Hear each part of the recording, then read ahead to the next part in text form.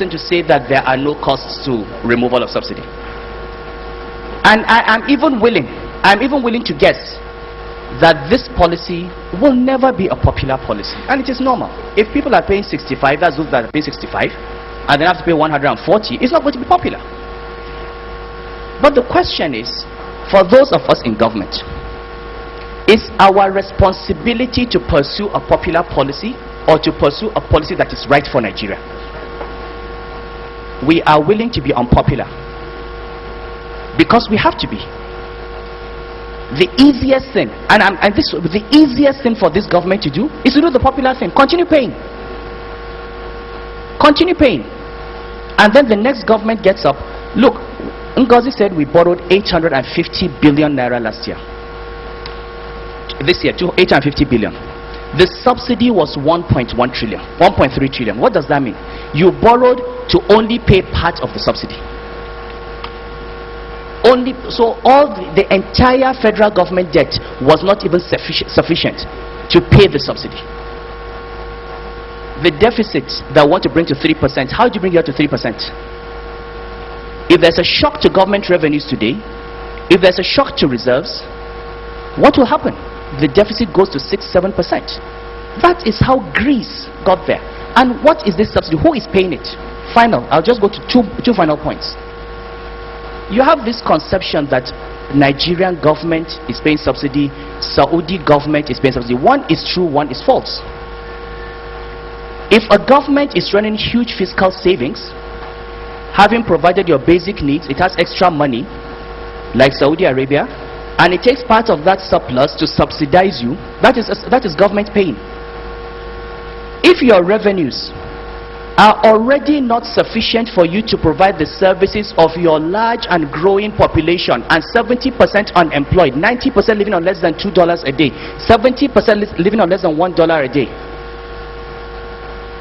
a population that is poor by every HDI, you don't have power, you don't have infrastructure, your agriculture is disconnected, you don't have irrigation. If you are already not earning enough to do that, when you borrow to subsidize, it is our children that are subsidizing us, because they are the ones that will pay that money. It is not the government. Nduka, when you invite me, you let me talk. I said I had 2 points. I have one. So the final point is on inflation, because I have been challenged. People said you said inflation. I mean, Issa has said inflation will go up. You know, inflation will go up. If I ask Issa, by what percent? By what percent? By what percent? Because I have worked out scenarios, I have worked out numbers. I'll give you facts. Look at your consumer price index. There's a total breakdown given by MBS. The percentage weight in the CPI given to fuel for transportation is less than 1.5%. Okay? Let us assume that there are other effects. I've even said, look, let us multiply that by 10. Let us say that in your index, petroleum products will have an impact of 15%. That is 10 times the contribution to the index. Correct? If you double the price, 15% is just 1/6 of the total index of 100%. If you double the price of petroleum products today,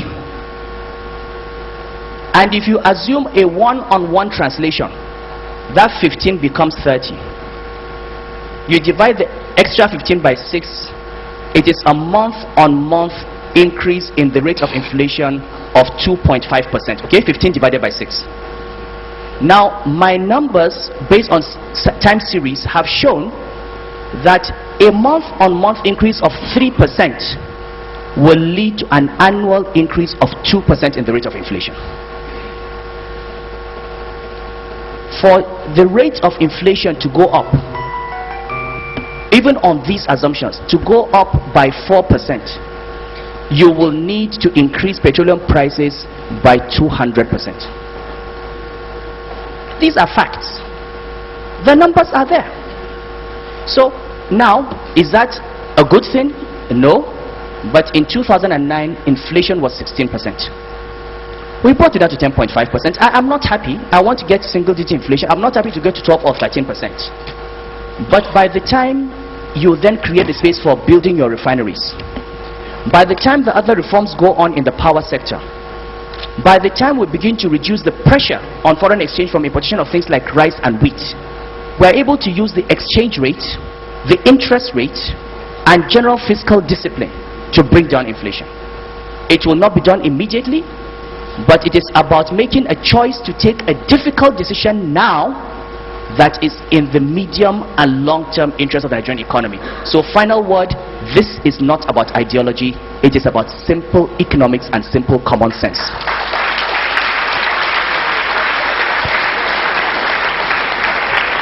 Well, thank you very much. It was important he intervened on inflation. Essentially, what he's saying is subsidize domestic production and create jobs. Don't subsidize imports.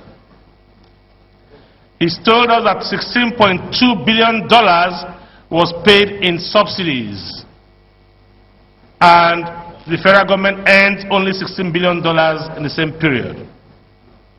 And he's warned us to avoid a crisis, a Greek style. Eh? I know, yeah. It's totality. Okay, 8 plus 8. No. 8 in foreign exchange and 8 in